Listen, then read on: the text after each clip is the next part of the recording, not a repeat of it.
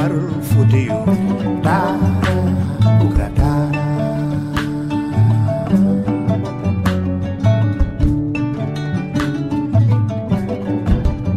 mbokk yi ñu ngi leen di nuyu kenn ku nekk soom ak santam ñu ngi rafetlu baax si naan ak Ferlo FM 94.0 daara ak www.djolof-actu.com mbokk yi niñ ko baaxoo di ko ànd yéen seen émission pencum jolof gannaaw ba ñu gërëmee mboolem ñi nga xam ne jaar nañ fi tey ñu ngi wéyandi am ci mbégte bu baax na dalal ci Khaly Niang. Khaly Niang nag moom mooy coordonnateur bu cadre yu URD waaye nekk tamit nag conseil technique numéro 2 bu président Djibo Ka mi nga xam ne moo nekkoon président bu Commission Nationale du Dialogue des Territoires. xam ngeen li waral dalal gi donte ne moom sax Khaly Niang mii bu ngeen ko dégloo tey ci Ferlo FM da ngeen xam ne donte ne Podor la dëkk waaye Podor ak Jolof benn lañu waaye Khaly Niang ci bopp moom itam ku ne xam na ko diggante moom Djibo Ka ak parti bi moo tax ñu dalal ko mbokki tey ngir waxtaan ak moom nag informaticien de formation la ñu fas yéene waxtaan ak moom lépp loo xam ne jëm na ci li nga xam ne mooy taxawaay bi nga xam ne bii Djibo Ka amoon na ko ci réew mi waaye parti bi ak tolluwaay bi waaye ci tolluwaayu réew mi kon Khaly Niang ñu ngi lay nuyu am mbégte baax dalal la. jërëjëf sëñ Dame Ndiaye maa ngi la sant di la gërëm ci invitation bi nga may invité ci seen rajo bi bu doon sago du ma ñëw ci seen rajo di tàgge sama leader waaye nag ndogalu yàlla moom dañ koy nangu. maa ngi koy ñaanal yàlla inna lillahi wa inna ilayhi rajiun yàlla na ko yàlla yërëm te yéexiñu Djibo Ka sama wóllëre la woon sama xarit la woon sama mag la woon sama am di jàmm la ku ma bëgg la te wóolu woon ma. mbir mi nag demee na ni dem na ba yàlla woo na ko yóbbu na ko ñu ngi koy ñaanal yàlla na ko yàlla yërëm te yéexiñu. loolu sax moo gën a waral waxtaan wi tey Khaly Niang ni nga ko waxee danañ gën a dugg ci biir ndax tey ji ñu bëri ñàkk nañu dañu yaakaar Jolof rek la waaye réewum Sénégal gi yëpp àdduna bi yëpp ñoo ñàkk Djibo Ka waaye tey ji buñ ne Khaly Niang xëy na suñu xel dina dem ci Podor dem ci Ndiayène Pendaaw bi nga xam ne fa nga fekk baax d'abord diggante Jolof Ndiayène Pendaaw ba ci Podor lan nga ñu mën a wax ci taarix. man sama bopp sama cosaan moom Jolof la man sama maam mu ngi tudd Jading Niang donc ñi sant Niang Jolof samay mbokk lañu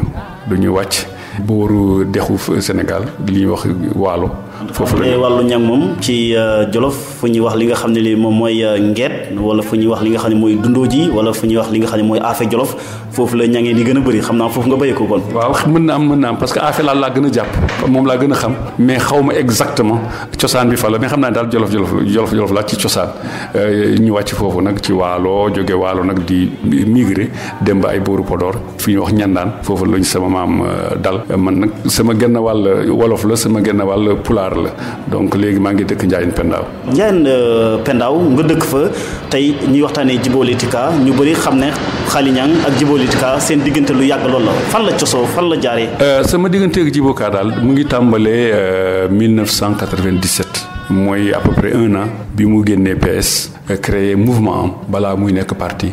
boobu la sama waa dëkk ne il faut que ñun ñi nekk fi Dakar. ñun il faut que ñu engagé politiquement appuyer donc jàppale ñi nekk fële ci dëkk ba ci Fuuta pour ñooñu mën a am doole ñu seet ñu daal politique daal doo ci duggee nii rek il faut nga xalaat nga seet koo xam ne boo àndeek moom mën na la jëriñ dara mën na tekki dara ñu seet ñi fa nekkoon boobu en 1997 ñu seet ñi fa nekk tànn ba suñu xel yëpp jàpp Djibo Ka comme leader boobu nag ñu ànd benn délégation ñu dem toog ak moom Rue Carnot waxtaan ak moom laaj ko li mu bëgg fan la jëm lan la xalaat yan moyen lay kii pour yaakaar ni dana doon dara yëpp daal ñuy waxtaan ci ba sunu xel daal dal bi ñu sunu xel daal ñu ne ko ñun de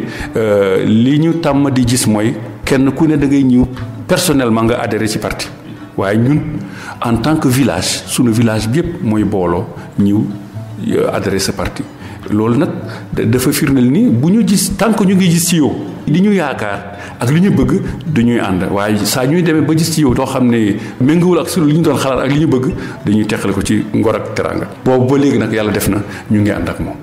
alors mais en tant que cadre Khaly Niang mënuñu wax ne da nga yéex a dugg ci wàllu politique parce que li ngay wax ni boobu xëy na sa waa dëkk moom ñi ngi Sénégal di xool politique u Sénégal mais yow boobu xëy na yaa ngi France wàcc fii ndax boobu politique ni mu doon doxee Sénégal da la doyutoon wala da nga gis toon leader bu la doy dëgg-dëgg nag man politique bi moom moo doyuloon parce que ñi fa ne booba sax ay PS mu fi nekkoon PDS bon yenn parti de gauche yi te ni ñu daan dundee surtout PS man neexuma woon affaire tendance man xawma ko bi ma nekkee xale ba léegi daal ay affaire xëccoo yooyu ma xawma ko. mais pour France war nga xam tendance également. non mais man nekkoon naa France mais bon ñu ngi nekkoon ci le mouvement des élèves étudiants de France. Ensuite on adhéré à la grande fédération donc africaine, la FEANF, donc fédération des étudiants d'Afrique noire en France. Donc mais il y avait pas de tendance dans ces structures là. Bi mu dellusee nag bon maa ngi commencé woon di liggéey ak yooyu bon politique daal intéressé wu ma woon en tant que tel mais bi ñu demee nag ba Djibo Ka génn fekk nag ni mu génnee tam neexuma woon vraiment dama ñu sot pour ànd ak sama waa dëkk ñëw jàppale ko. sot en tant que idéologie bi mu doon doxal wala sot en tant que alpulaar Djibo Ka di alpulaar. non Djibo Ka di alpulaar non loolu tekkiwul dara loolu ba mu sax man dama kaa bañ parce que nekk pulaar rek tekkiwul ni mën ngaa def dara bu doon loolu am na ñu ko jiitu nekk ay alpulaar mais ànduma ak ñoom damaa xam ni kii mën a tekki dara parce que man bi ma nekkee sax élève parce que man maa ngi jàngee école militaire de Saint-Louis nekkoon na fa ñëwoon na fa en stage au niveau de Saint-Louis et son premier poste d'ailleurs était adjoint au gouverneur de Saint-Louis fekk man am naa bac ba pare mais booba sax maa ngi doon dégg avec les mouvements étudiants élèves et tout ça dama ko nawoon daal dafa amoon fit ñeme te Haalpulaar nee na mu suusaa bone laamataa ko ku ñemewul doo falu te dafa amoon kii fit te sans compter que saa yoo ko dégloo muy wax da ngay xam ni kii daal li muy wax dafa leer ci boppam xam na fu mu jëm xam na li mu bëgg te li mu bëgg nii bu ko defee mu am na njëriñ loolu tax ma ànd ak moom mais du caagee di dafa nekk Haalpulaar mbaa mu nekk naar mbaa mu nekk pël wolof loolu tekkiwul dara fii réew mi daal ñëpp mbokk la ñu parce que nee naa la man sama cosaan jolof la maa ngi dëkk Fuuta Mauritanie am naa fa ay mbokk donc du affaire xeet ay affaire waaso dama gis ci moom loo xam ne daal yaakaar na ni mën na ko njëriñ ci réew mi loolu tax ma ànd ak moom. kon ci wàllu idéologie bi mu doon doxal wala li mu doon gëm wala li mu doon incarné. non d'abord dans un premier temps c'est l'homme Djibo Ka c'est l'homme Djibo Ka man je suis un kaïste un Djibo Kaïste d'abord xam nga idéologie sax am na solo socialisme démocratique ak yooyu mais balaa loolu il faut que nit ki mu doy la Djibo daf maa doy ma ànd ak moom te boobu ba léegi li ma gisoon ci moom bis bu ne day yokku li ma yaakaaroon ci moom bis bu ne mu ngi yokku te jàng naa ci moom lu bare sur le plan politique daa mel ni moom moo formé sur le plan politique. alors yow itam yaay chargé des élections bu parti URD loolu tamit am na solo ñu daal di koy fàttali mais fi nga ko xamee ak fi nga ko xam duggee moom ci wàllu politique tamit am na distance. jëkk naa ko xam ne naa la bi may jàng. boobu laa ko xam fekk may nekk étudiant d'abord école militaire préparatoire de Saint-Louis après bi ma nekk étudiant mu continuer di ko xam mais en fait donc c'est en réalité en 1997 laa mës a toog ak moom nii ci bureau rue Carnot ñuy waxtaan affaire politique boobu ba léegi nag yàlla def na ma koy gën a jege ba fi ñu toll ni ma nekk conseil technique numéro 2. tey boobu tamit ban discours la doon gëmal booba. boobu daal li gëmal mooy que réew doomu réew mi ñoo ko waroon. nànk liggéey ko te nit boo nekkee fenn il faut nga gëm li ngay def boo gëmlee li ngay def da ngay nax sa bopp jéem a nax ñeneen ñi mais moom dafa gëm boppam loo tax ñun tam lépp lu ñuy def dañuy gëm suñu bopp discours boobu ci la sax di ko waxaat te saa yu waxee dara saa yu tegee dara rek da ngay xam ne kii li mu teg mbaa li mu wax daf ko xalaat balaa def ko donc on réfléchit avant de poser des actes et tous les actes que nous posons yépp loo xam ne teg nañ ko xëy na nit ñi duñ ko comprendre di ñu ŋàññ dina kii waaye nag bu yàggee di nga xam ne lii ñii de li ñu tegoon moo doon yoon moo doon lii war a am donc loolu tax daal man dama ko mës a naw te boobu ba léegi daal rëccuwuma li ma ko nawee. alors kon ni ki 2004 ba tey ñu def la coordonnateur cadre URD yi waaye te ñu def la chargé des élections. waaw bi ma ci duggee en 1997 ñu dem 98 def donc la création officielle de l'URD ñu dem en 2004 def suñu congrès bi ñu defee suñu congrès il y avait déjà la coordination des cadres mais j'étais pas le président. C'était un certain Bouna Niang moo nekkoon président bi. mais membre nga woon rek. membre laa woon mais j'avais une commission à l'intérieur de la coordination des cadres mais bi ma demee ba 2004 ñu def donc renouvellement yi finalement Bouna Niang génn cédé ma place bi gars yi wooteel ma nekk président donc des cadres depuis 2004 maa nekk coordonnateur des cadres de l'URD. alors tey kon membre fondateur URD nga. waaw man kay membre fondateur la man loolu du ma ko xëcc ak kenn du ma ko kii jëlal membre fondateur la donc boobu bi URD xewee ba léegi daal maa ngi ci kenn gënu ma ci yàgg xëy na nag am na ñoo xam ne dañu àndoon ak Djibo Ka ci PS balaa URD am mais comme que ñun ñu ngi wax URD moom kenn jëkkuma ci kenn jokkuma ci bon après nag tout en étant responsable de cadre de l'URD bokk naa aussi ci bureau politique URD ñu dénk ma fa chargé des élections toutes les relations donc avec le ministère de l'Intérieur donc tout ce qui est fichier électoral bu ñu koy auditer man bokk naa ci depuis 99 à la veille donc de 2000 bokk naa ci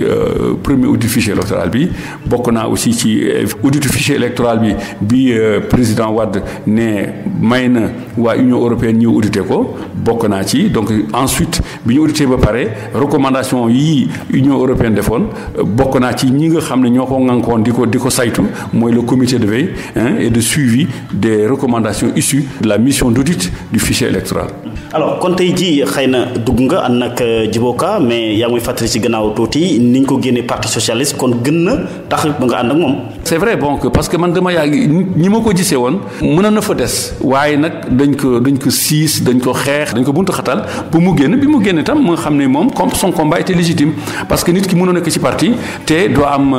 la démocratie qu'il faut parce que nit ñi xam nga ñu bari dañuy coow affaire démocratie alors que à l'interne il y a pas de démocratie. donc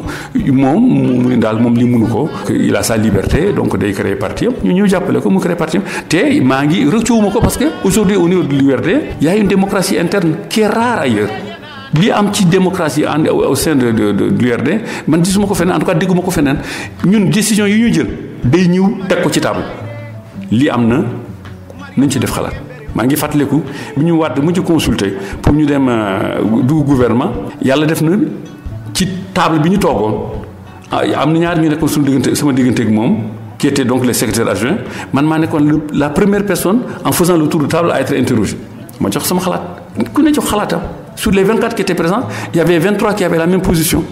mu ni nag moom du joxe position dina seet lu muy def donc pour vous dire que il y avait tout le temps ñun bu ñu toogee dañuy diisoo dañuy xalaat dañuy pencoo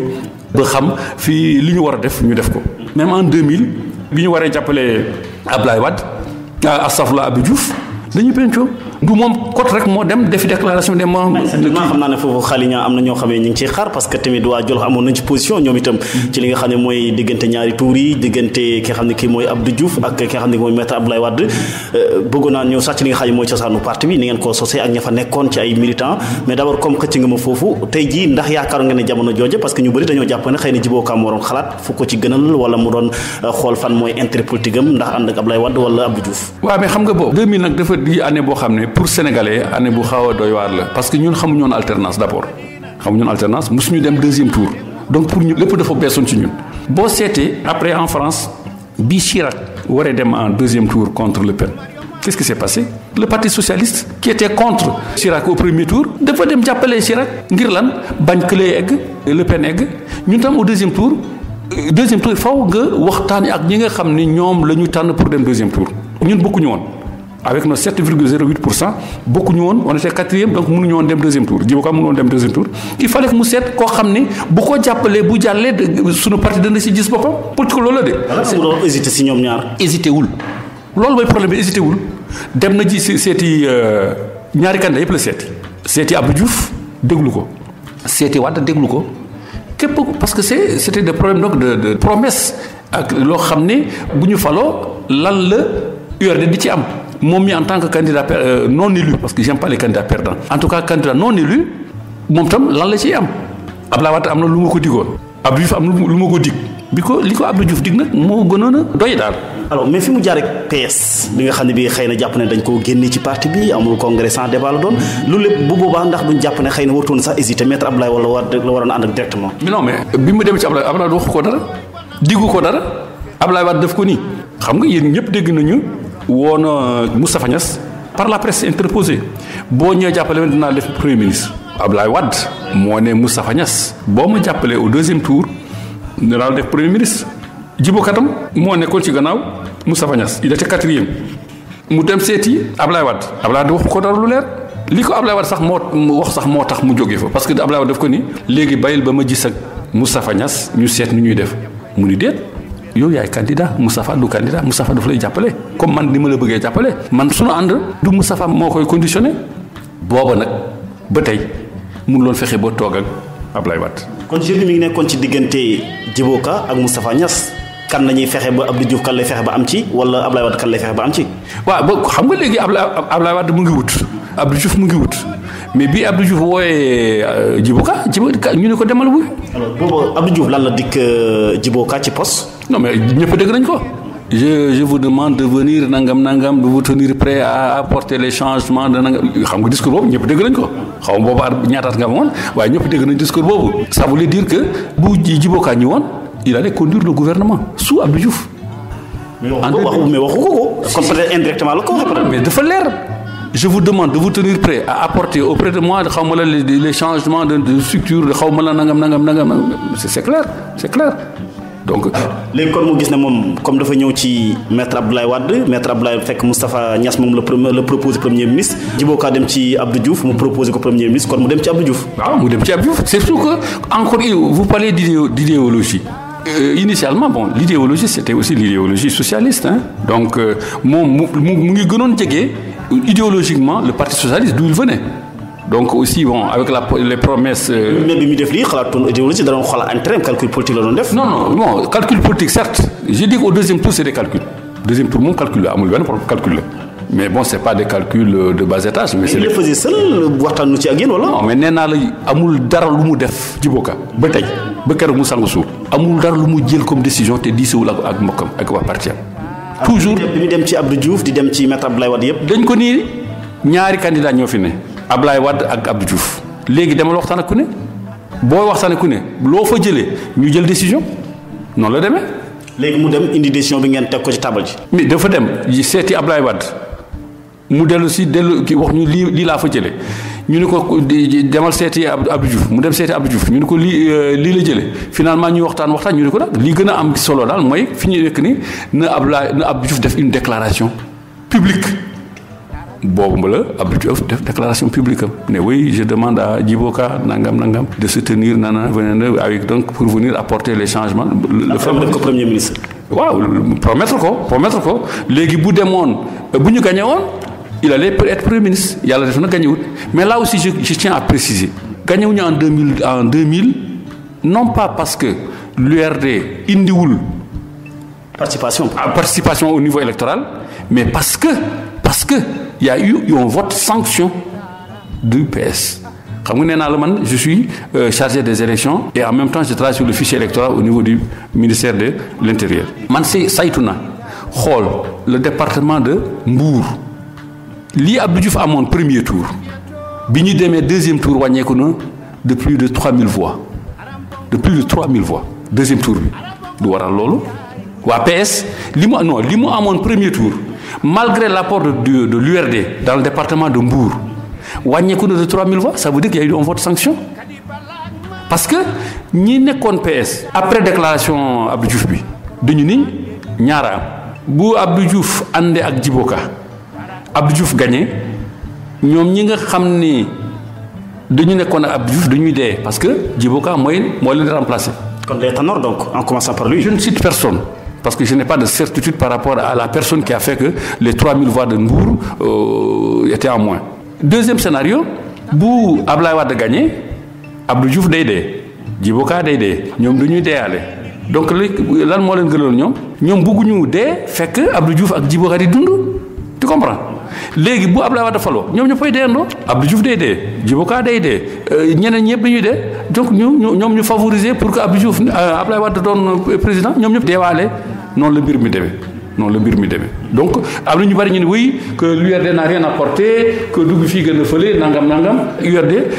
indiwul dara lu dul 1% wala 0 et quelques % parce que lii Abdou Diouf amoon au premier tour 47 et quelques % yokkuwul sur le plan pourcentage. li mooy explication bi. alors mais Khaly Niang li nga wax tamit xëy na indi nga justification ne yéen waa URD li ngeen waroon a def ci ànd ak Abdou Diouf def ngeen ko bu ñàkkee tamit bu kenn yaakaar ne yéen waa URD li ngeen war def nga ko mais est-ce que moom itam kon Abdou Diouf regretté wut ànd bi mu ànd ak yéen parce que xëy na moo tax ñu def vote sanction. non mais xam nga Abdou Diouf mënu ko woon rëccu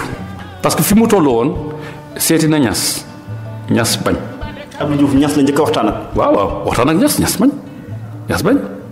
et les raisons xamul taxoon bañ. non xaw ma ko Niass bañ daal nee na daal moom mënutul ànd ak moom Abdou Diouf jeex na mais ñun sax bi fa sunu leader demee mais nee na sax nañu fexe ba famille socialiste bi regroupé wu au deuxième tour. donc le candidat Abdou Diouf li mu amoon ñu reconduire ko le candidat Niass li mu amoon ñu reconduire ko et le candidat Djibo Ka li mu am bu ñu ko regrouper la famille socialiste allait donc continuer à garder le pouvoir mais bon Ablaye kii Diouf Abdou Diouf ne woy man kii daal comme que nee naa ko mu ñu jàppale ma bañ na man daal mënatuma fexe ba bu ma ànd ak man loolu sax nag bon finalement ni mu demee noonu mais il y avait un scénario quand même que je ne peux pas vous dévoiler ici. Oui, mais c'est important que xëy na ñun war nañoo xam. am na scénario boo xam ne bu booba xam nga en 2000 ñu ngi jógee élection 98 législative. assemblée 11 députés yi. waaw assemblée toog 98. donc 2003 la waroon daanu assemblée bi 5 ans la. léegi bu Abdou Diouf rempilé woon nekk président on conserve l'assemblée Abdou Diouf reste toujours majoritaire ou même bu Abdou Diouf démissionné woon ni ko Djibo waxee woon bu Abdou Diouf démissionné woon. Djibo moo proposé na Abdou pour démissionner. pour éviter les machins que mu démissionné c'est le premier acte de changement bu démissionné c'était pourquoi. c'était deuxième tour wala avant élection. non deuxième tour bi entre les deux tours xam nga dafa nii na Abdou Diouf démissionné. boobu fan la ko teewoon boobu. non xam nga dafa nii woon y a de fortes chances que nit ñi baare ko. léegi. sanction bi kon Djibo séntu woon na ko. xam nga Djibo a été ministre de l'intérieur il a été ministre donc am na yoo xam ne réseau d'information yoo xam ne ñun amuñu ko. moom dafa bëggoon Moustapha Niasse dem au deuxième tour contre Wade bu demoon deuxième tour contre Wade toute la famille socialiste ça allait se mettre derrière Moustapha Niasse foofu la nag Abdou Diouf ne man mënuma bàyyi may Moustapha Niasse le pouvoir sur un plateau d'argent parce que woo naa ko bañ na mënuma ko may donc léegi bu Moustapha Niasse toogee woon nekk président de la République au niveau de l'Assemblée il n'avait que un seul député Oumar Khassimou Dia ñun on avait notre groupe parlementaire le PS avait donc la majorité à l'Assemblée nationale donc on continuerait comme ça avec l'Assemblée et Moustapha Niasse n'aurait pas les mains libres de faire ce qu'il veut tu comprends loolu moo doon son schéma mais malheureusement ça n'a pas réussi. mais kon ñi nga xam ne dañuy wax ne ñàkk Djibo xëy na réeróo bi dox ci diggante Djibo Leyti Ka ak Moustapha Niasse boo fekkee ne tey da nga ne xëy na Djibo Ka moom toogoon na sax di défendre Moustapha Niasse pour mu doon sax président ñu jàppale ko bu boobaa ñun ñi wax ne xëy na réeróo da cee am bu booba fan lay faree. non xam nga réeróo bi moom nag du ma ci sore man parce que Djibo Ka ni ma ko xamee xol bi daa set daa laab bu mbir amee jeex na mu kii xam nga bu doon jàpp mer du dem di def scénario bi def proposition bi donc en tout cas daal man seen diggante daal bërki dem rek dafa Moustapha Niasse ñëw këram li mu fa seede vraiment daw na yaram daw na xamante ni du yàgg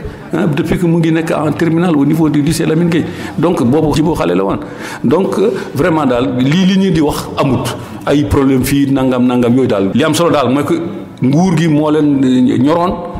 seen mbir yëpp affaire nguur gi la. xëy na Abdou Diouf wala Djibo Leyti Ka la mu bëggoon a proposer Abdou Diouf pour mu démissionner. bu ko nangu woon. parti socialiste moo jëlaat nguur gi. non c'est pas le parti socialiste ce sont les socialistes. qui allaient revenir au pouvoir le parti socialiste l'AFP et l'URD. ils allaient encore continuer à gouverner le pays. sans Abdou Diouf mais ils allaient continuer à gouverner le pays voilà loolu la moo doon schéma bi. mais ndax regretté na ko moom Djibo Ka ci choix bi nga xam ne bi def na ko ci compagnonnage ànd ak moom. Abdou Diouf boo bëggee dara te amuloo ko faaw mu xaw laa metti waaye nag bon ça nous a pas empêché de rebondir yaa ngi fàttaliku bi ñu defee suñu première réunion après deuxième tour bi nee na URD xalum def la. day gëmm du waaye du fay. day gëmm waaye du fay yàlla def na gunge na kuy URD ba le 14 septembre. te yàlla baax na en tout cas am nañu yaakaar ni niñ ko xamee woon ak ni mu buggee woon URD xalum def la du fay incha allah. alors kon li nga wax nii tey moom 11 députés boobu amoon ngeen doole lool nga xam ne xëy na moom ñëpp a leen doon soxla diggante ñaari Abdou Diouf wala nga xam ne moom mooy maître Abdoulaye Wade ñi nga xam ne dañoo jàppoon ne sax xëy na am na taxawaay boo xam ne bii Djibo Ka amoon na ko dina daal di mën a nekk président de la République du Sénégal. oui xam nga élection politique moom xam nga deux variables moo am. variable quantité mooy conquête démocratique du pouvoir loolu il faut que ngeen bari pour ngeen mën a gagner exercice du pouvoir qualité donc variable qualité bu ñu boo leen demee ba gagner nag ngeen seet ñan ngeen war a teg toogal pour ñu mën a diriger réew mi. dem nañu au premier en 98 on a eu 11 députés 2000 on a été 4e alors que on a trouvé ici des partis qui avaient 10 ans 15 ans 20 ans voire même plus on est venu on les a damés du pion. et n'oubliez pas que l'URD mooy parti bi nga xam ne moo jëkk indi 3e groupe parlementaire ci Sénégal il y avait que la bipolarisation PS PDS ñun bi ñu ñëwee boobu la ñu def une coalition ça n'a jamais existé avant on a fait une coalition au niveau de l'Assemblée nationale pour créer un 3e groupe parlementaire parce qu'il fallait 14 députés nous on avait 11 on a donc accepté RND accepté la LD Voilà ce qui s'est passé. Donc, nous, on avait toujours espoir. Il y a eu les vents soufflent. Nous avons créé en 97-98, tout le monde pensait que Djibo Ka serait président. Mais bi Moustapha Niasse feeñee ay mbokkam ñu bare faq dem fekki ko. On a perdu Moustapha Niasse. Donc on a perdu beaucoup de cadres, beaucoup de militants, surtout dans le Saloum. lu tax nga yaakaar ne ñu gën a gëm jamono jooju Moustapha Niasse. non gëmuñu ko c'est pas problème de gëm c'est-à-dire que bon Moustapha Niasse génn na xam nga Sénégal dafa bëgg lu bees mais ma xamal leen li Djibo Ka def kenn ñemewu ko woon def génn PS créer sa parti kenn ñemewu ko woon def bi dafa Djibo Ka dafa génn PS créer parti am ñeneen ñi ñëpp du ma tudd kenn am sañ-sañ ak njàmb ak ngóorte pour ñu créer seen parti. Moustapha Niasse AFP après la kon. non xam nga ñëpp xam. 99. non ñëpp xam nañu ni URD moo jëkk a créé wu AFP donc cela va de soi. kon moom moo wane yoon wi quoi Djibo Ka moo wane yoon wi. Djibo Ka moo wane yoon wi comme nag ku mu neex ak ku mu naqari Djibo Ka moo wane yoon wi. te bu Djibo Ka génnoon PS alternance du am bu génnoon PS kenn mënul doon daaneel PS. kenn mënul daaneel PS parce que dafa génn PS jël 7% que li génn PS jël 17%. boo jëlee 17 ça fait quand même 21 23 21 24%. 24% boo ko génnee ci ci PS bon faw PS daal donc 24% plus 47% ça te fait quoi ça te fait dans les 80%. donc loolu. mais congrès sans débat bi nga xam ne wax nañ ko Khaly Niang tey jii da nga yaakaar ne kon Abdou Diouf bi mu dem waruñu woon a jox Tanor Dieng mais Abdou Diouf la ñu war a. là vraiment j'ai jamais été PS du ma wax affaire PS. mais observateur nga woon jamono jooju yaa ngi xool. xam nga boobu sax je n'étais pas tellement intéressé par ces histoires de PS non PS bon j'ai suivi l'information comme tout le monde xaw ma li ko indi mais daal dem naa daal ba bi ñu ne Djibo Ka daal ñu xeex ko buntu xatal ko bu mu génn boobu laa jël parti. J'ai pris position pour lui. mais lu tax moom àndoon ak maître Abdoulaye Wade deuxième tour yi mais maître Abdoulaye Wade bu nekkee président de la République du Sénégal falaat na ministre Djibo Ka. waaw mais booba nag yaa ngi fàttaliku aussi bi Abdoulaye Wade jëlee nguur gi en 2000 woo na ko ñetti yoon mu ni ko kaay ñu liggéey mais balaa loolu nag Abdoulaye Wade lu ne def na ko pour détruire URD en faisant quoi d'abord au niveau du groupe parlementaire ñun on n'avait que 3 députés. Le PS avait 10 députés ou 11 députés, je ne sais plus, donc en 2001, élection anticipée législative. Pour éviter que PS ligue avec nous, ils ont ramené le nombre de députés pour un groupe parlementaire à 10. yooyu yëpp xeex la xam nañu lu ne PS ba ñu soxla pour def groupe parlementaire am alors que PS boobu dafa waroon am 14 députés pour nekk am groupe parlementaire. mais seen régression boobu ti fu mu jógee seen 98 11 députés ngeen ñëwaat bay ñàkk sax beneen élection législative tegaat ci ngeen ñàkkat yu yëpp ba am 3 députés. waaw mais xam nga mooy li ma la wax rek saa bees Sénégal dafa bëgg lu bees rek. électorat bi benn la bu dee ñun ñett la ñu dañuy seddoo kii électorat bi bu ñu demee nekk ñeent mbaa juróom dañuy seddoo rek donc su ku ne day wallam day wàññeeku loolu rek la de. d'accord mais dafa yaakaar ne bu ngeen amoon groupe parlementaire moom maître Abdoulaye Wade du baax ci moom. non xam nga bon wàññi suñu doole rek parce que xam na ni Djibo Ka mi du coomo xam na ko donc bu ko mayee doole assemblée nationale am may ko baat am temps de parole am lii am laa du baax ci moom donc fexe na xeex bu ne pour bañ a am groupe parlementaire waaye nag li yàlla xam doy na. alors mu woo ko ñetti yoon nga wax. proposé ko poste yan ministère par exemple. non dafa jëf ko woo pour mu ñëw ci gouvernement mais mu ni daal ñorogul parce que ni mu gisee woon gouvernement bii di dox pour moom daal du gouvernement warul doxee noonu te waxoon na ni bii ñoom Moustapha Niasse wuyoo wooteem bi néew na ñi du ñu ànd at avril 2000 le Moustapha Niasse dugg gouvernement mars 2001 mu génn mutul at donc pour moom daal am na loo xam ne des na gouvernement du noonu nguur du noonu il faut que nga xam ko il faut que nga miin ko nga xam ni mu doxe boo seetee mon tâtonnement yi bare woon na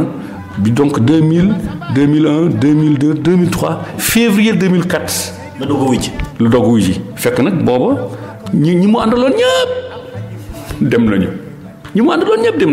ba ñoom Moustapha Niasse di ko jàppale ñëpp dem nañu donc finalement àndatul na ak kenn. mais est-ce que duñu wax tamit kon Khaly Niang foofu Djibo Ka dafa siisoon xëy na ñoom Moustapha Niasse wala ñi ma àndoon. non du affaire siis dafa bëggoon wane ni rek moom li mu wax moo am dëgg parce que ñu bare sax ñi demoon dañu ne finalement daal Djibo Ka yeey nañu li tax ànduloon ak Moustapha ak Abdoulaye Wade lii la mais comme que Abdoulaye Wade dem na ba def 3 ans 4 ans xaw a miis tuuti affaire bi mu woo ko bi mu ko wooyee léegi-léegi sax dama tooñ Ablaye parce que sama yaay ñoo maasé ma ne ko Ablaye sama nijaay la ma ne ko dafa toog ba ci ak jël loxo yi toog ci teg ci bopp ni bu yaay yoo xamatuma fu ma jëm na ma Ablaye Wade na ma kii Djibo Ka wàllu donc foofu la Djibo Ka ñëwee te lenn aussi am na nit ñi dañ koy fàtte bi URD di wuyu Ablaye Wade ñun demuy fa yar loxo neen de dañu def suñu programme proposition ñu dem jox ko président waxtaan ak moom xam nga mënul jël suñu programme yëpp waaye nag am na lu am solo les mesures d'urgence am na lu mu ci jël les mesures à long terme am na lu mu ci jël ce qui fait que loolu tam sawar ñu pour dugg ci gouvernement bi ñu xam ne kii de bu ñu àndee ak moom am na loo xam ne ñun dañ ko gëm dinañ ko mën a def moom tam li mu gëm mën na ko def fekk ñu d'accord ci li ñuy def. mais am na lu am solo lu mu leen proposé woon 2004. waaw ngay proposé waaw nee na la ay mesures d'urgence bon fàtte naa lan parce que ay une liste la woon il y a des mesures d'urgence et des mesures à moyen et long terme yooyu dañ ko kii dem toog ko sax musul am réew mi musul am Sénégal. ci réew mi musul am ñu woo la gouvernement nga ñëw proposer dara balaa dugg musul am dañ lay woo rek nga ñëw dugg doo xam sax loo fa fekk ñu nag bu ñu ñëwee dañu ne ñun de ñëw nañu ànd nañu ak lii indi nañu yóbbal daal waaw. alors mais poste boo ko ci woon xëy na seen proposition ci wàllu poste. non il y avait pas de problème de poste on n'a pas négocié sur le poste on a négocié sur les responsabilités de partage de l'État ñëw nañu lii la ñu bëgg. yow tam li nga bëgg ñu seet li nga bëgg ak li ñu bëgg ñu boole ko pour jéem a fi avancer lu réew mi waaw. alors mais bi ngeen ci duggee 2004 ndax tey Khaly Niang mën nañu wax ne seen dugg boobu bu amoon solo la ndax am na lu ngeen soppar ñi fu ngeen fekkoon réew mi ak fu ngeen ci ànd ak maître Abdoulaye Wade ba soppar ñi am ci. en tout cas lenn am na poste bi ñu proposé woon on nous a proposé 2 postes benn bi économie maritime beneen bi alphabétisation et langue nationale poste économie maritime bi ministre d'État Djibo Ka moo ko jël poste bële. sunu camarade Jegaan Sène moo ko jël ñëpp xam nañu ne Ablaye kii Djibo Ka fépp fu mu jaar même bu fa fekkee suuf dana ko tëgg ba mu nekk wurus yàlla moo ko may loolu te fi mu jaar ministère donc de l'économie maritime def na fa lu am solo. da ko fekkoon ci ay jafe-jafe. bon xam nga rek toujours même bu ko fekkuloon ay jafe-jafe xam nga ministre da ngay soppi da ngay développer bu dee ba li nga fa fekk foofu nga koy bàyyi rek xëy di nelaw wàcc ngoon nangam loolu amul solo boo bëggee réew avancé da ngay def ay jéego donc moom war na def ay jéego damaa fekk fii sax may liggéey ci benn document boo xam ne fii Djibo Ka 42 ans au service exclusif de la République de 1975 à 2017 Djibo Ka ministre d'État 21 ans au service exclusif de la République comme membre du gouvernement sa part de responsabilité dans la gestion de l'État donc lépp fopp xam ne jaar na fa bind nañ ci lu bare ministère de l'économie maritime def na ay réalisations yu bare def na ko donc c'est ça qui est important def na ay réalisations yu bare bi mu nekk ministre de l'environnement donc pour vous dire que nit ki doo nekk gouvernement rek ngay xëy di fayeeku ngay wàcc di dem conseil des ministres non booy bu ñu la kii il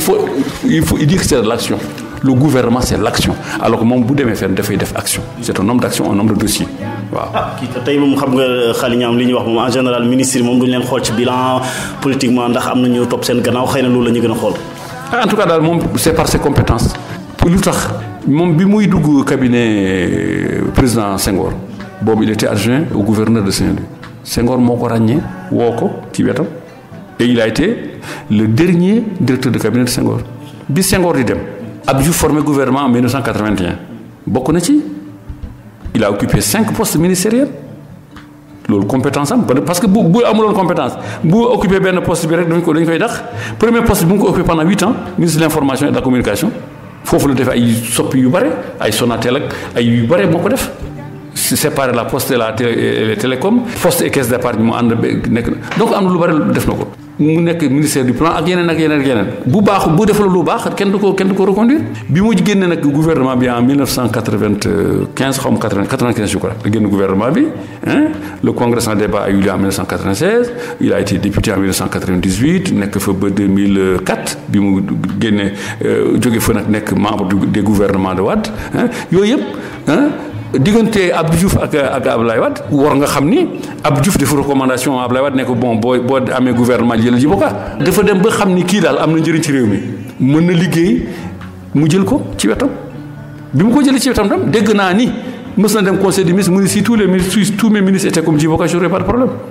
Abdoulaye Wade wax loolu waaw. c'est un homme d'État un ministre compétent bi nguuru Abdoulaye Wade daano 2012. Macky tam góob ni Abdoulaye Wade moo ko ne boo faloo jëlal Djibo Ka moom tam daa dem 2012 2013 2014 ba juin 2015 bi muy inauguré Sonatel fii fekk nag Sonatel boobu Djibo Ka moo ko créé mu invité ko en tant qu'ancien ministre qui a eu à créer cette mu woo ko en mondiovision xam nga lan mooy mondiovision parce que la RTS est sur satellite fépp fu nit ki mën a capter RTS rek Macky Sall taxaw na ne Djibo Ka yow dama laa soxla ñëwal jàppale ma ñu liggéey réew mi d'ailleurs dinaa la seet si mu def loolu lu ko waral parce que il a reconnu les compétences de Djibo et c'est ça que les gens ne comprennent pas ñun way nguur gu am. mais du yéen ñi ànd ak yéen xëy na ci RDT bi yéen a proposé loolu président Macky Sall wala. non on n'a pas en tout cas man pas à ma connaissance au niveau du parti on n'a pas eu à proposer c'est le Macky Sall qui a fait moo def appel bi mu def appel bi ba pare nag le Djibo Ka ñëw parti poser problème bi nee man de comme ni ngeen ko déggee Macky woo na ma lan ngeen ci xalaat ku ne wax joxe xalaatam ñu ni ko nag kilifa bu la wooyee surtout président de la République jël ay tàllam dem ba sa kër fekk la sa kër alors que mën na la convoqué wu la ngor daal mayu la yow nga bañ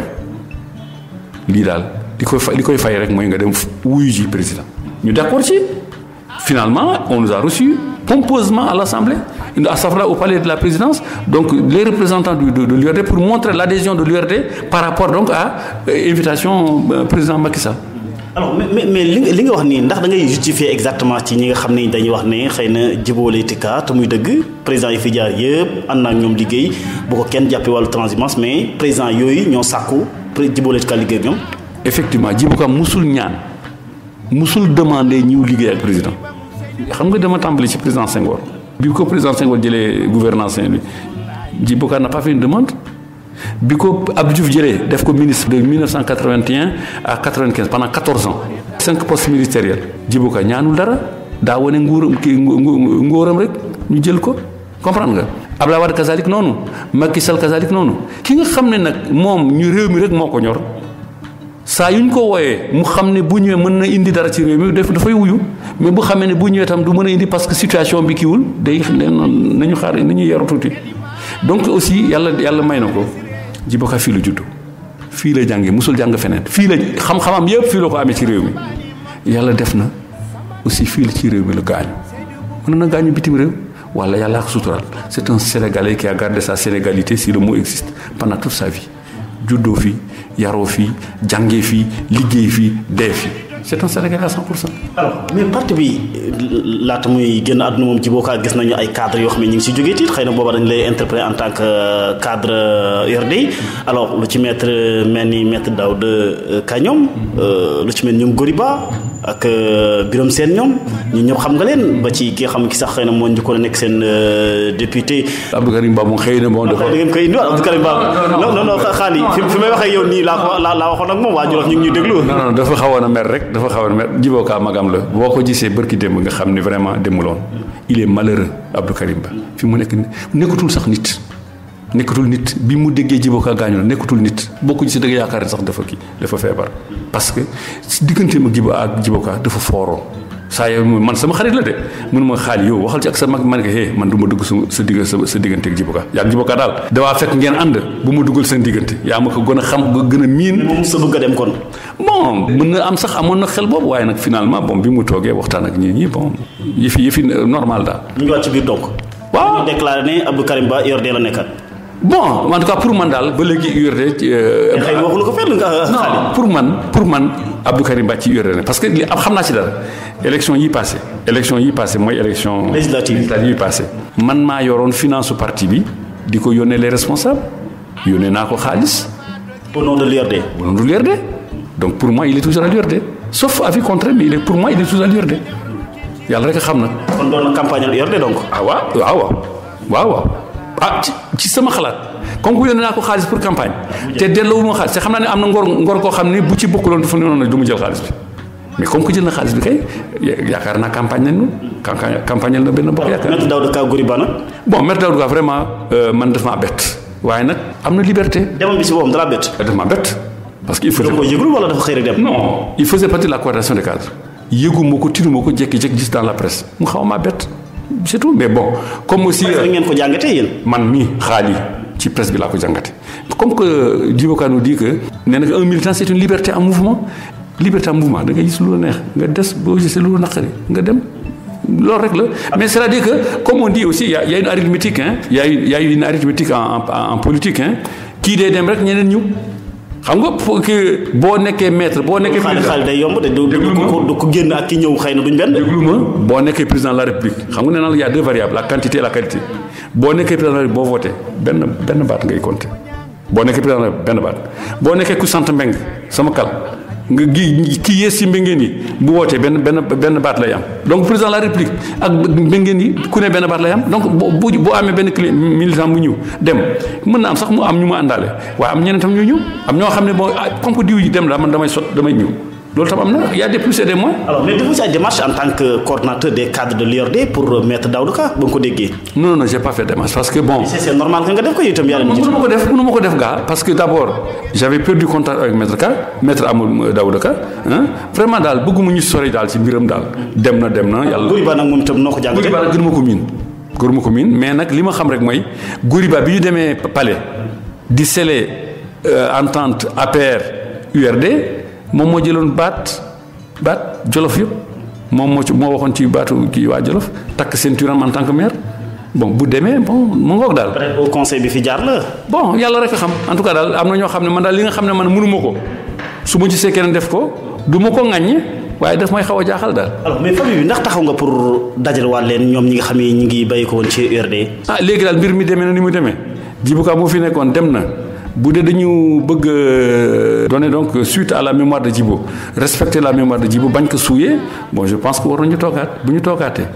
ñu seet est-ce que laaj nañu ñëwaat jàppalewaat renouveau ou bien ñoo xam. te loolu yaa ngi ciy xalaat pour def ko. en tout cas daal bëgg naa ñëpp ñi nga xam ne dañu jàppaloon URD bi Djibo Ka nekk fii nekk secrétaire général URD bëgg naa ñooñu ñëpp gën a mànkoo gën a jàppoo gën a dooleel URD. ñi nga xam dañu bëggoon am ay sympathie pour URD ñoo ñëpp ñëwaat jàppale ko parce que li ñu dégg réew mi wax du président de la République au plus petit sénégalais témoignage yi ci def day mel ni dañu rëccu ni Djibo Ka li mu fi ne woon am na lu bari loo xam ne xamuñu ko woon ci moom am na lu bari loo xam ne vraiment bu ñu sañoon xam nga kenn du ñaanal nit ki dee bu ñu sañoon daal mu gën fi toog gën a jëriñ réew mi. d'accord mais gannaaw loolu tamit bi mu génnee àdduna ba tey gis nga njaal yi ñi ngi bàyyi ko fu ne ci àdduna bi loolu tamit muy wane li nga xam ne mooy dimension nit ki. waaw moom kay fi ma nekk ne nee naa léegi sax jot naa fi gis nga ñaari lettres yi ay messages yoo xam ne kon ki jaale yi jógee suñu militants yi nekk Gabon man bi mbir mi amee alxames sama téléphone kii iPhone laa yore dama ko chargé bu mu fees del courant entre 11h midi et 5h sama téléphone vidé ndax ay appel fu ne Europe Afrique Sénégal moom kenn waxu gox yëpp ci Sénégal woo nañu. di ma bi amee ci gis nañu de la tiis lool diis lool ci yow kon da la bett. daf ma bett dëgg daf ma bett. kon yëgoo leen na feebar na wala fu mu tuddee. non yëguma ko parce que man bi ma mujjee wax ak moom une semaine avant la tabaski samedi laa mujjee wax ak moom samedi ñu tabaski day sax moom moo woowaat dama ko jotuma ko mu woowaat ma ne ko nag est-ce que di nga ñëw suba parce que amoon na benn dëj mu ne ma xaw ma mais boobu sama xel jàppul ni dafa feebar boobu laa mujjee wax ak moom en tout cas daal tiis na ma man j'ai actuellement 63 ans gëj naa jooy ku dee may bi keroog jooy naa. jooy nga Djibo. waaw jooy naa ko rangooñ boot gëj naa ko def danaa naqarlu danaa am tiis waaye jooy mbaa di wax sama baat ñu xam ne maa ngi jooy ci Djibo la ki amaate donc sama xarit la. kon gëj na ci commission bi ñu ko dénk. non il est en congé dafa jëloon congé suba la waroon reprendre le 20 suba la waroon reprendre le 20 ci diggante bi yàlla def li mu def yàlla dogal li mu dogal. waaw alors commission bi ñu ko dénkee di commission nationale du dialogue des territoires loolu ci it lu am solo la wala ba ngeen ci demee léegi ban jéego ngeen ci defagum. non mais commission bu am solo la bu am solo sax lool parce que président dafa bëgg commission boobu eggale acte 3 de la décentralisation xam nga acte 3 bi dafa am phase 1 ak phase 2 donc ñun suñu commission de manière implicite pour eggale acte 3 bi. sur donc l'intercommunalité sur les pôles territoires ak yu bari gis nga man fii fi mu nekk nii y a les 6 missions de la Commission nationale 6 missions yi nga xam ne loolu le président confié CNDT pour ñu seet nu ñuy liggéeyee réew mi voilà donc un peu les choses quoi donc ñun suñu commission bu am solo la de bu am solo la. ngeen cee def rapport li ngeen def gum na ay jéego wala. ñu ngi koy def nañu ay jéego parce que ñu ngi tàmbale réellement au mois d'août septembre 2016. nous sommes ça fait 1 an mais li ñu def am na solo am na yu bëri yoo xam ne def nañ ko. On a tenu nos sessions régulièrement, on a élaboré un règlement intérieur et un plan de communication, on a mis en place un comité de travail sur le cadre juridique de l'intercommunalité, on a même proposé une loi d'orientation sur l'intercommunalité, on a proposé le décret d'application de la loi. Alors que d'habitude yu mel noonu ay loi d'orientation nit ñi dañuy toog 1 an 2 ans 3 ans di ci xalaat ñun en moins de 6 mois on a produit ça. C'est pour montrer un peu diligence nit ki Djibo Ka lépp lu mu jiite yàlla daf ci def sutura mu nekk lu am solo. kon ko jàpp ne xëy na ñi jàpp ne c'était juste une commission pour caser quelqu'un. Pas du tout cette commission là ñun man mosuma liggéey administration. man je suis dans le privé man ci privé laa nekkoon bi ma wooyee ma jàppale ko ma bàyyi privé bi ñëw jàppale ko mais li ma fi daj mosuma ko daj sama dund mosuma ko daj liggéey 100% dañuy liggéey ba mel na ay dof. rapport fii visite fii nangam rapport visite fii nangam dañuy liggéey fii am na liggéey am na fi de. alors mais commission bi tey ñi ko xamul xëy na di ko dégg Commission Nationale du Dialogue des Territoires diggante ma communes yi lan mooy seen rapport. xam nga communes yi fi ñu toll nii. def nañu de communalisation intégrale mais communes am nañu problème am na communes yoo xam ne mënuñu wéy parce que amuñu moyen amuñu la am na communes yoo xam ne seen diggante am na problème parce que commune bi day wax man fii laa yem. beneen bi noonu yemoo fii laa yem parce que am na benn enjeu ci nekk seen diggante mais yooyu il faut que ñu dialoguer ñun di leen di dimbale pour ñu dialoguer eggaguñ ci fa rek mais nag yëpp ci sunu mission la bokk sans compter que am na ay moyens yoo xam ni communes yi war nañ ko mën a am te amuñu ko parce que manque d'information territoriale. am na yu bëri yoo xam ne par exemple facturiers yi genre Sonatel Senelec SDE ak yu mel noonu pour ne citer que ça là ñooñu am na ay patentes yoo xam ne waruñu ko fay commune te duñ ko fay. xam nga ne yow saa yoo fayee sa facture am nañ taxe communale boo xam ne da nga koy fay ci sa facture taxe communale boobu dafa war a dellu ci commune bi nga dëkk fi courant bi fi ñu livré courant bi mais commune yu bari xamuñu ndax ñaata la pour récupérer taxe boobu yooyu yëpp bu ñu leen jàppalee dina tax communes yi am moyen pour développer voilà. alors tey jii Djibo Ka dem na ñu ñaan ko yàlla xaare ko àjjana yàlla oyofal suuf si koom président Macky Sall nu waxagum ci parti bi ak yéen seen àndandoo. non teel na yow tam ñu ngi koy suul ba melam woowagul sax pour le moment fi ñu nekk daal jaale ko daal loolu la ñu kii. ci ngeen tollagum fi ñu toll. ci lañ toll daal jaale ko daal. parce que président Macky Sall sax mënuñu wax lu ñu war a def ci suñu parti nous sommes un parti indépendant quand même autonome. mooy léegi xam nga léegi ay di wax ay transhumants ñun on n'est pas des transhumants on est un parti qui a toujours existé URD bi mu existé ba léegi URD la musul dem ba seey fenn. Mais il y a ce qu'on appelle des coalitions. Il y a ce qu'on appelle la coalition politique. Il y a la coalition électorale. Il y a la coalition gouvernementale. Nous, on est actuellement en coalition donc gouvernementale avec le truc. On a été en coalition électorale qui élection y passée. Mais élection y jalana. Donc on reste dans la coalition gouvernementale parce que nous, on est rattaché à la présidence de la République. Jusqu'en 2019 tant qu'il n'y a pas de problème, on restera ensemble. Deuxième mandat président Macky Sall. On le souhaite. Pourquoi pas. Alors gouvernement bu bees bi nga xam ne président Macky Sall teg na ko Khaly Niang xëy na dama lay interpeller en tant que chargé des élections bu URD jëlee nañ Abdou Daouda Diallo def Aly Ngouille Ndiaye c'est du pareil au même wala. non xam nga chacun a sa personnalité. chaque ministre chaque individu yow am nga sa personnalité bopp am naa sa personnalité man su ma toogoon nekk journaliste à ta place xëy na ni may doxalee du mel noonu ni ngay doxalee yow tam boo toogoon fi ma toog ni en tant que conseiller xëy na li ngay conseiller président du mel na li may conseiller donc ku ne ak personnalité Abdoulaye Daouda il a fait 4 ans au niveau du ministère de l'Intérieur il a organisé 4 élections bon je pense que il faut changer quoi xam nga nekk fa rek ba màgget boo demee sax après dootoo sa xel dootul naccati daal nañ ko changer jël kii nekkoon feneen indi ko foofu. changé wuñ ko par rapport ak liñ ko opposition bi doon ŋàññi wala. non xam nga nag li nekk ci bopp président daal moom rek moo ko xam. mais opposition bi doon na ŋàññi également. président li muy def du tàggoo opposition du tàggoo ñi mu àndal parti. li Djibo Ka a l'habitude de dire faut jamais chercher à savoir ce qui trotte dans la tête de ton président bi muy def mooy def xam nga mbooloo. diisoo am na waaye dogal kenn rek ay dogal président de la République bañ dogal moo xam lu tax mu def loolu. Aly Ngouille Ndiaye ministre de l'Intérieur également. Non mais moi Aly Ngouille Ndiaye je le connais de loin bien que son père a été quand même parmi nous Ibrahima Ndiaye il a été parmi nous à l'URD il a été membre fondateur de l'URD mais bon je pense que c'est un garçon quand même qui a la tête sur les épaules et qui a donc la mesure xam na li ñu ko dénk lan la. Bon, commencez déjà à dire que bon, il veut un dialogue avec les partis politiques parce que le ministre c'est le ministre des partis politiques. Le ministre de l'Intérieur. Ah oui, c'est le ministre des partis politiques parce que moi, je waxtaan ak parti politique. Parti politique du dem ci ministre des Affaires étrangères, mbaa ministre des Finances di waxtaan. Ministre de l'Intérieur dañuy waxtaanal. Et Djibo Ka avait l'habitude de nous dire que le ministère de l'Intérieur c'est le ministère le plus politisé et le plus politique du gouvernement. Voilà. alors mais tey jii yaakaar nga ne dialogue bi mu woote tamit dana mën a nekk. bu dee nit ñi yëpp Sénégal moo leen ñor war nañ mën a wuyu xam nga nit ki buñ la wooyee ci am na luy olof di wax buñ la wooyee di kii da ngay ñëw boo sukkal buur du tax nga bañ a bale sa ombo jóge buñ leen wooyee bu ñu amee ay argument nañu wuyu argumenté argument contre argument s'ils ont des trucs nañu argumenté bu ñu convaincre ñëpp ànd ak ñoom ñu topp li ñu wax parce que man su may bokk ci affaire yooyu dama leen nii ñun bu ñuy waxtaan au niveau donc du ministère nañu xam ni tey ñi nekk pouvoir ñoom ñoo nekk opposition suba ñi nekk opposition tey ñooy nekk pouvoir kon bu ñuy waxtaan nañuy def de manière impersonnelle def loo xam ne moo jëriñ réew mi ce qui fait que bu ñu defee lii tey ñi nekk opposition bu ñu nekkee pouvoir lu fa baax ñu fekk ko fa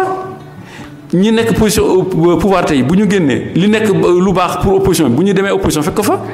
mais bañ a nekk moom man su ma nekkee pouvoir rek damay soppi sama xalaat yëpp sama doxalin yëpp dama koy soppi pour xëcc couverture bi sama côté boo demee opposition li nga gëmoon yëpp en tant que pouvoir nga fàtte ko nga nekk di non man loolu du ñëw bu fenn. alors mais yaakaar nga ne tey jii 13e législature bi dinañ am changement xëy na peut-être. Normalement c'est pas pour rien qu'on renouvelle les assemblées hein. C'est des mandats on les renouvelle si on les renouvelle avec de nouvelles personnes war na am changement bu ñu renouveler assemblée te amul changement vraiment comme on dit en français c'est dommage ñi fa nekk yaakaar naa ni déjà ngañ nañu ni 12e législature bi ñu ne que c'est la pire des législatures ñii ñëw bu dee am nañu kii du kii ñeme wax ni am nañu jom bu dee vraiment dégg nañu li ñuy wax war nañu soppi en tout cas am naa yaakaar ni ñi fa ne war nañu mën a soppi dara. ñu tàggaleen ko en pleine séance djolof ñuy wéyale seen waxtaan loolu tamit. def la dara wéyale wu ñu seen waxtaan nañu wax dëgg nag parce que bi ñu ko waxee. déglu ma rek. yow kay ñoom kay déglu ma bu danga ma laaj. ñu ngi ci réew mi di wax bul tontu. waaw bisimilah. laaj ma rek. laaj naa la lu tàggal député yi ñu tàggaleen djolof ñu wéy. lu ma tontu mën na laa neex mbaa man nga mën ci d'accord waaye nag bi ñu tàggee man maa ngi nekkoon fi nee naa la man dama di jël sama rajo bi di déglu Alassane Samba Diop laa dégg ni mu ni am na benn nouvelle bu tiis bu ñu dikk fii donc ministre d'État ministre d'Intérieur Djibo Ka gaañu bi mu ko waxee mu yàggul dara président de séance bi Abdoulaye Makhtar Diop annoncé ko dans les mêmes termes bi mu ko waxee ñoom ñëpp ñu taxaw ñaanal Djibo Ka bon li waroon am na c'est-à-dire que dañ fa nekk di mettre en place un bureau de l'Assemblée nationale c'est statutaire bi ñu demee ba élire président bi Moustapha Niasse toogee ci présidium bi Abdoulaye Makhtar Diop jóge fa dem toog fi mu war a toog Moustapha Niasse ci boppam defaat na li kii defoon ñaanal Djibo Ka je pense que fa la ñu mënoon yem di man xaw ma nag lii nit ñi di wax ne oui dañu war a arrêter non pourquoi arrêter le monde continue c'est Djibo Ka ci boppam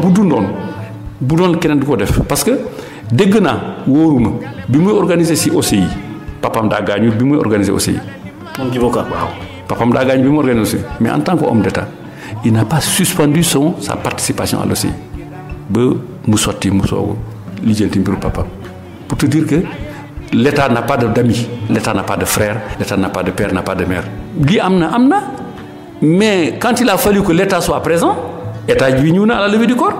Tout l'État est venu. J'étais là-bas. Donc pour montrer que gars yi tuuti lu ñu deewu Djibo Ka non faut pas créer des problèmes là où ça n'existe pas. bi mu amee ñëpp naqarlu parce que après il y a eu des journalistes des députés qui ont été interviewés dégg nga li ñu wax je pense que fa la ñu mënoon yem. alors Khaly Niang ñu bàyyi la nga tàggoog ñi doon déglu ci pencum Jolof ci Ferlo FM ak www.jolofactu.com. maa ngi lay gërëm sëñ Dame Ndiaye ci occasion bi nga ma may. xam naa ne sax waroon naa ci mën a wax lu ëpp li ma wax mais noonu la mbir mi demee en tout cas daal li ma mën a mujj sama wax rek mooy que sama xarit sama mag koo xam ne daf ma wóolu woon ci mbir yu bare di ma doon dénk yu bare ma doon ànd ak moom foo xam ne du affaire sax militantisme di jokk mbokk di jaale di seeti ñu feebar di seeti ñi nekk hôpital di seeti ñi mu xamoon bu yàgg nekk seen kër mënutuñu dara ànd ak moom fu ne di seeti ñooñu. te daawuloon sax def dara bi même bi may mujj wax ak moom ngir lu mel noonu la woon parce que sama nijaay Aliou Sow bi mu gaañu boobu laa ko téléphone ne ko est-ce que danañu mënu ma xamul ndax danañu waaw donc en tout cas nit ku baax la ku laa biir la koo xam ne boo leen jàppante ci xaritoo yaay dem bàyyi ko waaye moom du bàyyi kenn te ne mës nañu wax ne moom buy ànd ak nit ñu teqali ko day jéem a seet est-ce que nekkul à l'origine séparation bi bu demee ba xam ne du nekkul ci à l'origine day sant yàlla ñaanal kii dem fu mu jëm yàlla nekk nga gën ci moom en tout cas daal ñàkk nañu ko xam ne Sénégal yëpp ko ñàkk ñu ngi koy ñaanal yàlla na ko yàlla yërëm te yéexee ñu léegi nag li mu bàyyoon ci gannaaw ñu ngi ñaan yàlla fépp foo xam ne féete woon nañ fa yàlla nañ fa yàlla féete gannaawam sedd suñu kanam ñu bañ am fitna bañ dara mbokk ay famille am nag maa leen di jaale famille am Kumba Ka nag vraiment 100% jigéen joo xam ne jigéen ju mën góor la ba léegi jigéen ji elle est digne dans la douleur xam nga mënul bëgg waaye elle est digne dans la douleur moo ñu daan masaawu sax nee na papa kenn du ko jooy c'est un serviteur d'État il a servi l'État il a fini sa mission il est parti nañ ko ñaanal mooy loolu il a servi l'État il a fait ses missions il les a accomplis dignement ni ko président waxee ak ñeneen ñi nga xam dañu témoigner li ñu wax ñu xam ne daal vraiment ci gàcce ngaalaam ñu gërëm ko mbokk yi sant ko bu baax mu nekkoon Khaly Niang coordonnateur des cadres bu URD waaye nekkoon conseiller technique numéro 2 bu djolof ci Commission Nationale du Dialogue des Territoires bi nga xam ne bii laata muy génn àdduna yëpp moo ko jiite woon moom djolof kon yàgg ak moom Khaly Niang djolof bu baax a baax ñu gërëm ko sant ko voilà bu nga ñaar fukki at yéen yaa ngi ànd ak djolof kon ñu la koy jaale di ko jaale suñu mbokki jolof yi di ko tamit nag jaale suñu yaay Kumba Ka mi nga xam ne wax nga ko léegi muy suñu wóoleel di suñu yaay moom itam yow itam ci li nga xam ne xëy na rajo la waaye ñi ni xam nañ ne am nga affection am nga naqar bu métti métti ci génn àdduna djolof loolu nag yàlla moo ñu ko joxoon dem na kon ñun ñu fi nekk kenn ku ne na bàyyi xel bés boobu nga xam ne kenn ku nekk luy ñëw du tàggu foo toll war nga koy bàyyi xel mu ngo kon mbokk yi ñu leen gërëm di leen sant gërëm leen yéen ñu doon déglu Ferlo FM ak Jolof Actu Dame Ndiaye moo nekkoon ci kaddu gi ñu leen ñaanal jàmm di leen dox daje beneen jamono ak beneen gan jàmm kodo suba ko jomburo nange hore alhaji umar jole makay madina